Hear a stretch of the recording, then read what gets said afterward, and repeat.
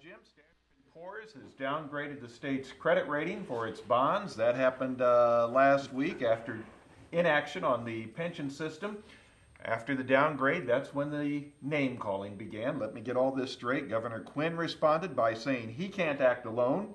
House Speaker Mike Madigan said the Democrats tried to pass a bill a couple of weeks ago, but the Republicans blocked it. House Republican leader Tom Cross said the Democrats are balking at strong action because of donations they get from big labor. And the Senate Republican leader blamed Governor Quinn. Where do we go from here? Well, all of the above are guilty. It is probably every one of those assertions are absolutely true.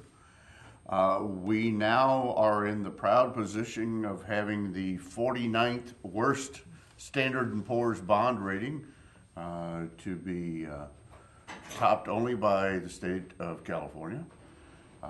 We still have a worse per capita budget deficit than the state of California, but we are now an A- rated bond rating with continued negative outlook, and the state of California is the only one that's worse. All of those claims of inaction are true. Governor Quinn alone can't fix the problem, can't deal with the deficit, which is what led to the lowering of the rating. Mike Madigan can't do it alone. Senator Cullerton can't do it alone. The Democrats can't do it alone. The Republicans can't do it alone. It's like we should line them all up at sunrise and shoot them all and just start all over, and maybe we could get something done here. Before the session, the emergency session was called back a week ago Friday now, almost 2 weeks ago. It was said pretty plainly, if the legislature doesn't deal with this deficit, primarily the pension problem, that the state's bond rating was going to be lowered. They didn't deal with it, and son of a gun, Standard & Poor's did what we heard they were going to do, lowered the bond rating. It is going to take all of those people working together. We're talking about an $83 billion deficit just in the budget, just for pensions, $83 billion deficit, which is probably somewhere in the neighborhood, and I'll let my colleague over here do the exact math, but it's probably somewhere in the neighborhood of $7,000 for every man, woman, and child in the state. Just the deficit, just the budget, the pension obligation. That doesn't even count the continuing obligation to fund the pensions on an ongoing basis. We've got a mess where we're going to pay an additional 1.5% interest, I think it is, due to this re-rating of the bonds from Standard & Poor's, which means it's going to cost the state more money to borrow money, which we do virtually every day because we can't make our obligations, we can't make our expenses. We are in a mess. It doesn't surprise me that Democrats are blaming Republicans and vice versa. It doesn't surprise me that Quinn is blaming Madigan or Madigan's blaming Cullerton, or all of the above are going like this. What it boils down to is nothing has happened, and I think at least short term, nothing is going to happen. Pat, the Standard & Poor's rating agency has downgraded Illinois for its bonds. As soon as that downgrade came, the finger pointing began, and the political leaders are all blaming each other. Meanwhile, we're going to pay about $15 million a year more in interest as a result of the downgrade, and that's if they don't downgrade it again, which is what the negative outlook talks about. That means, hold on, it may get worse. That negative outlook, by the way, is based on three factors. One is how deep is the budget hole. Number two is they can't seem to get any plan together to fix it. And number three is that the income tax hike is due to not quite expire, but almost expire in the year 2015. So we are on the threshold of an even worse operating budget problem in Illinois, and that's not very far away. And while no one's doing anything about the pension mess, they're not doing anything about revenue beyond the expiration of the income tax increase either. So it is a true mess. In fairness to our friends in California, well, we've got an A, we have an A plus, and they've only got an A, I guess. No, we had an A plus, we now have an A, they have an A minus.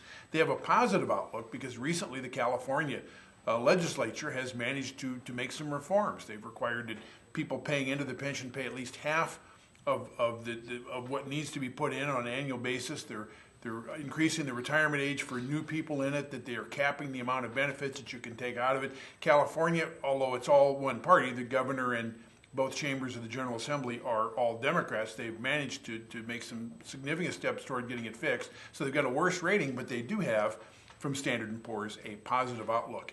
A quick epilogue, by the way, in California, which has 3 times the population of Illinois, manages to do this with 38 fewer members of the House and 10 fewer members of the Senate, for what that's worth. We'll take a break and have more after this. Hi, I'm Audrey Lucchese. Hello and welcome to the Lewis and Clark Minute. Today we're going to check out the radio broadcasting program in WLCA with Mike Lemons. Have you ever listened to your favorite radio station or your favorite disc jockey and say, you know, I could do that? Or maybe you're the type of person who says, I could never do something like that. Well, with the help of first-year Mass Comm student John, we're going to show you just how easy it is. Each voice intro starts with talking about the band that just played, and we add a station identifier. Next, you want to offer some information that may be of interest to your audience. And finally, tell the listeners what the next song is, who sings it, followed by another station identifier. John will do one live now. Silver Sun Pickup substitution on WLCA. The Big Pink released their debut album called A Brief History of Love. The single is off that album. It's The Big Pink with Dominoes. It's on College Radio Sus 89.9. This has been your Lewis and Clark Minute.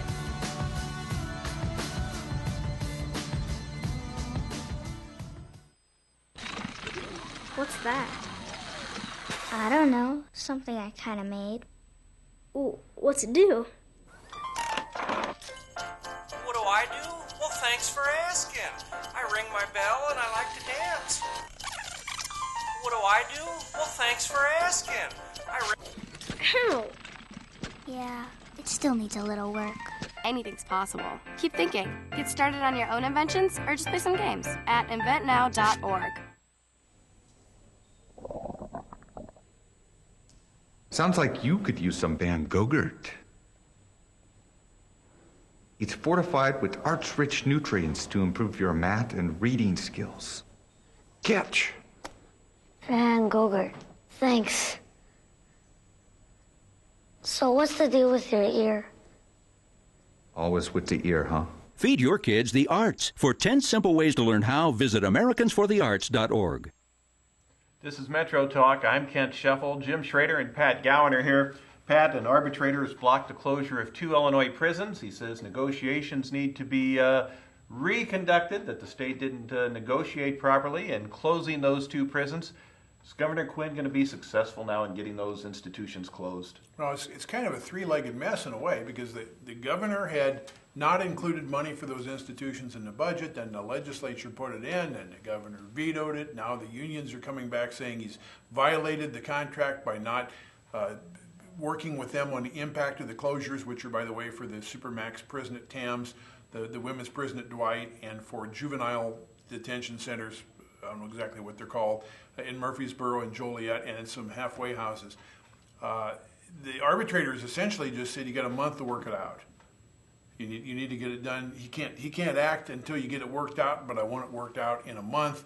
There are some lawsuits. I guess one of the lawsuits is aimed at making the arbitrator's word the word of law in the issue. So there are a lot of loose pieces hanging out there. But the ultimate question, in my mind, is why can't, in these very difficult times when everyone agrees we cannot continue to sustain the expenses we have, why can't the 3 legs of this thing, who are the governor and the General Assembly and the employees union, why can't they manage to find some common ground and get something done? I don't know if it's the right thing to close them or not. I do know it's the wrong thing to argue endlessly over it, and that in times like this, it may be that any action is better than no action, which we're getting a lot of lately. Refer to question 1 in our last segment. We have 3 sides, going this way in this particular case. It's not Republicans and Democrats and the governor, but it is the whole of the legislature, the employees' unions, and the governor doing like this. It does boil down to either the state has the money to operate these facilities, or the state does not have the money to operate these facilities. And where, if we continue to operate the facilities, the money's going to come from. And we've already talked about the deficit problem that we have, the bond rating that problem that we have, the tax increase that will expire, we'll see, but is supposed to sunset in 2014, hasn't raised additional revenue enough to operate everything that we want to operate. So what are we going to do now? Is the arbiter's decision binding? That's one of the lawsuits that Pat is pointing out, because you can agree to arbitration, but not always is the arbiter's decision law, become final. I don't know where we turn here. I really don't. With the overcrowding problem that we have in the state of Illinois, the prisons are overcrowded. They're all operating at more than capacity. It seems counterintuitive to me to be talking about closing penal institutions where we're already overcrowded in the balance. That seems counterintuitive. But it also seems counterintuitive to me to acquiesce to the employees' unions to continue to operate these facilities when the state doesn't have the money or hasn't appropriated the money to operate the facilities. I don't know where we turn now. It's going to be interesting to see. My guess is whatever comes out of this arbitration in roughly a month is we're going to be right back to, so tough, I don't care what the guy said, we still don't have the money. We're still going to have to either close them or come up with the money that is not currently appropriated to operate these facilities. Pat, Illinois and Missouri officials are at odds over ramps leading onto the I-70 bridge as a result of the new I-70 bridge that's being built upstream. Missouri officials are saying we need to reconfigure these ramps, change the way the setup is to get on the Poplar Street Bridge. Illinois officials are saying, no, don't change that configuration. What should be done? It's complicated to explain, but let's try it this way. The person who designed the Missouri side ramps to the Poplar Street Bridge should be shot. Well, that's very complicated. You're right. That may be someone who was constrained by the amount of land they had available to do it, but it's always been a mess because when you came across the Poplar Street Bridge, Interstate 70 had one lane to continue west, Interstate 55 had one lane to continue south. Both of them have been problems, but the greater problem really on that bridge has been 55 going south. 70 going west is solved by the new bridge. It'll bypass the Poplar Street Bridge altogether. 55 going south remains a very dangerous bottleneck, and it's also access to 44 on down the line. Okay, so in order to fix that problem, Missouri proposes to widen the ramp, and to widen that ramp, they need to remove what is now the eastbound ramp from 70 onto the Poplar Street Bridge. And they believe that can be done with no problem because eastbound 70 also bypasses the Poplar Street Bridge once the new bridge is built. All the through traffic for 70 theoretically will be there, and that will be fine. The problem that Illinois is pointing out is if you take out that ramp to Interstate 70 East, you effectively cut downtown off from being able to reach destinations that are short of where the new bridge connects back up to the highway in Illinois. So you can't get to Route 3 south very effectively. You can't get to Sauget. You can't get to East St. Louis or Fairmont City without a lot more complexity. If you take that ramp out, you can get to 70 by going to the new bridge from downtown, or you can go out westbound Pine Street to a ramp most people don't even know is there, which will take them back eastbound in a sort of a convolution, or you can go way down south and turn around at Gratiot Street and come back up 6th Street and get on a ramp to the Poplar Street Bridge. But downtown effectively is cut off from the Poplar Street Bridge and things that accesses. I looked at a map of the ramps, and it's even worse than that in a way for these people, because if you were, for example, to try to get to Route 3 south and take the new bridge on 70, there are no ramps, as nearly as I can tell, coming off the new bridge, coming back westbound. So you can't get westbound to get back off on 3 south. I knew the geometry would get complicated, but the real issue is cutting downtown St. Louis off from eastbound access to certain destinations in Illinois. You'll be using city streets a lot more, both in St. Louis and in East St. Louis, to get to certain destinations. That's the crux of the problem.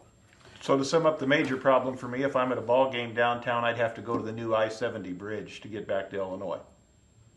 Yeah, or do one of the other convolutions. Or go out 40. And in fact, it's funny you'd mention that, because there used to be a ramp at 8th Street that got on 70 eastbound that they took out to build the stadium. If they hadn't done that, there would have been additional access. But it is a problem, so it balances the downtown access problem versus fixing the southbound 55 backup. And that's a serious problem for Illinois people too, but it's hard to balance those two. It depends on where you live, where you work, and where you're going. And all of our viewers that have ever sat still in the depressed section are coming back up from 55. All of us at some point in our lives have sat still there going, are they nuts? There's one lane. How are we going to do this?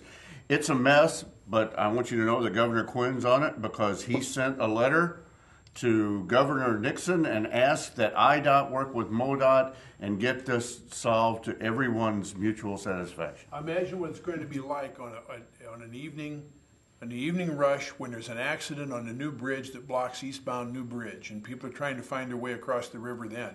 And people off 70, through traffic off 70 eastbound is getting off downtown and aggravating it. That would be a nightmare if you don't have that ramp. It won't be good anyway. It would be especially bad. Running down to 44 South and trying to figure out how to get turned around and get back onto the highway and get back across Poplar Street. People get lost, you'll never see them again. We need to take another break. We'll have more in a moment. Hi, I'm Audrey Go to Lucchese. Columbia and turn left. I love music, and that's why I came to Lewis and Clark. It's been an amazing experience here at Lewis and Clark, working with students that are so talented, coming from all over the area, and they work so hard to follow their dreams. The music faculty at Lewis and Clark they're fantastic, and they're there every step of the way to push you to follow your dreams. One of the unique opportunities that I have had at Lewis and Clark is being able to record my own music with a fellow student here. Being able to record our music has opened doors for us in the music industry. My long-term goal is to finish here at Lewis and Clark and then to transfer to a four-year school and finish my degree in music performance. I would recommend Lewis and Clark to another student because it is definitely a great place to get started, and it can open so many doors for you.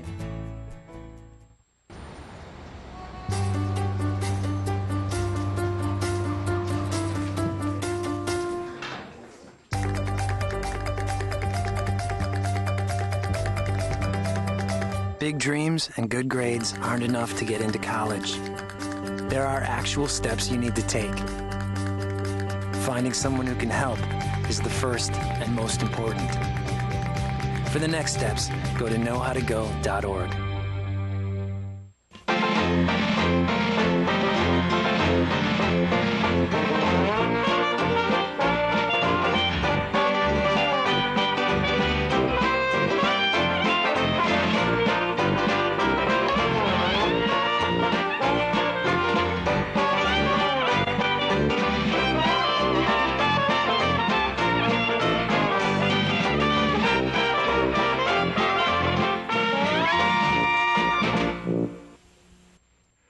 This is Metro Talk. I'm Kent Scheffel. Jim Schrader's here along with Pat Gowan. Jim, Missouri's going to be voting on a cigarette tax increase, but this is one where Big Tobacco is not fighting it. Big Tobacco is apparently not fighting it because it would also raise the tax on small cigarette manufacturers. Does it make sense to eliminate that loophole that's letting small cigarette manufacturers get by a little cheaper? I'm confused by the whole cigarette tax idea in the state of Missouri anyway. State of Illinois is now $1.98 per package for the cigarette tax. So for every pack of cigarettes that you buy, and what are they now, $6 or $7? I don't even know what a pack of cigarettes costs. Anybody knows? But $1.98 goes to the state of Illinois. The state of Missouri, in my case, from my office, about 1.1 miles across the Clark Bridge. That's right. Out of your window. The cigarette tax is 18 cents per package. 17 cents per package. Thank you. And they're talking about raising the cigarette tax, but basically they're going to raise the cigarette tax on small manufacturers rather than going to even something that's more amenable for what I would call a non-tobacco producing state to raise some revenue in the state of Missouri. I guess they figure they're making enough from Illinois smokers coming across the bridge that they don't want to mess up a good thing. If cigarettes are bad, and I've said this before, if cigarettes are bad for you, and the going wisdom is if you raise the taxes on them, a certain number of people will cease smoking, then it would seem to me that Missouri would want to help their residents cease smoking cigarettes, get some type of parity with the states around them, raise taxes for all of them, and do something good like build an I-70 ramp across the bridge or across the river with the additional revenue. If this measure passes, it will add 73 cents to every pack of cigarettes sold in tax to make them all 90 cents. No matter who the manufacturer is. The other thing the law does, set that aside for a moment, the off-brand manufacturers who did not participate in the so-called master agreement among the states to reimburse the states for the medical care of the smoking afflicted, the multi-billion-dollar big tobacco settlement. The smaller manufacturers that were not part of the master agreement had to pay, in Missouri, it's about 57 cents a pack in tax, but because of a loophole in the way the master agreement was put together, they were able to file for and get a refund of what they put in every year. This happened in a number of states. Every state except Missouri closed the loophole. But in Missouri, they still get their 57 cents a pack back. Now, if this passes, a vote to do this would also be a vote to close the loophole, so that they would have to pay the 73 cents addition in tax plus the 57 cents they were getting rebated. And this is why Big Tobacco is not fighting it. Big Tobacco has always resented that loophole. And now it's a chance to see all this evened up. It's kind of the quiet backside of this referendum, but it's confusing as heck. But if it all passes, everybody's cigarettes of every brand for the first time in a long time will effectively be taxed the same, and that tax will be 90 cents, still less than half of that Illinois. Could you go back to explaining the I-70 ramp again? Because it was easier to understand than what you just told me. I seem to keep hitting on the really complicated issues, don't I? Second smoking question, Jim. In St. Charles County, they're going to be voting on 2 smoking bans. One would ban smoking at all public places and places of employment. The second would allow smoking at facilities where all the patrons and all the employees are over 21. Is this a good approach? Again, the question remains, if smoking and secondhand smoke specifically is bad for you, which I think we all agree that it is, what should the age of the employees or age of the workers have to do with it? Now, I've always been a proponent of kind of private property rights. I've always felt that the state of Illinois went too far with their smoking ban. My idea was that if I operate a bar and you can't go in there unless you're 21, and I want to hang a sign that says, this is a smoker's bar, smokers welcome, then people ought to be able to smoke in there. The state of Illinois said, no, you don't have any private property rights there if it's a place that is open to the public. They cannot smoke in your bar. End of conversation.